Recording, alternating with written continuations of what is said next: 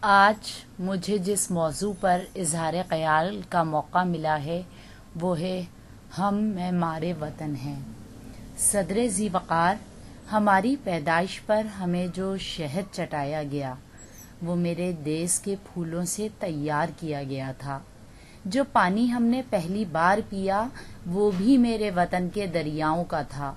وہ اناج جو ہم نے پہلی بار کھایا وہ بھی میرے ملک میں اگایا گیا تھا۔ جس کپڑے نے میرے تن کو ڈھانپا وہ بھی میرے وطن کی کپاس سے تیار کیا گیا تھا۔ سامعین با تمکین، وطن سے محبت ایک فطری امر ہے۔ پیارے نبی صلی اللہ علیہ وآلہ وسلم کے ارشاد پاک کا مفہوم ہے کہ حب وطن میرا جزو ایمان ہے۔ جناب صدر، میں یہ کہنا چاہتا ہوں کہ ہمارے اسلاف کی عظیم قربانیوں کے بعد ہمیں یہ وطن حاصل ہوا ہے۔ اب یہ ذمہ داری ہمارے کاندھوں پر آ جاتی ہے کہ اپنے دلکش و حسین وطن کی آبیاری کریں اور اس کی تعمیر کریں۔ سراپا علم و ہنر نوجوان، ترقی کی ہر رہ گزر نوجوان، انہی سے ہے تعمیر قوم و وطن، شب تار میں رہیں سحر نوجوان۔ صدر ذی وقار طلبہ قوم کے معمار ہیں۔ ان کی حیثیت ملک کے لیے ریڑھ کی ہڈی جیسی ہے۔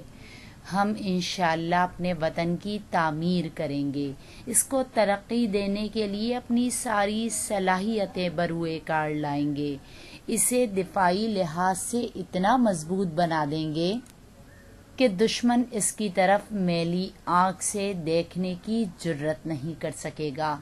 ارباب اہل علم و دانش، ہم اسلام کا نظام حیات سارے ملک میں جاری و ساری کر دیں گے تاکہ رحمت کی گھٹائیں ہر سو برستی نظر آئیں۔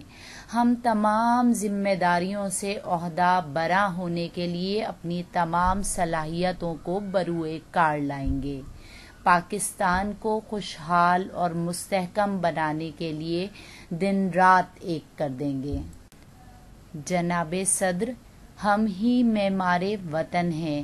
انشاءاللہ ہم اس وطن کے مستقبل کو روشن تر بنائیں گے اور وطن عزیز کو ترقی کی راہ پر گامزن کر دیں گے۔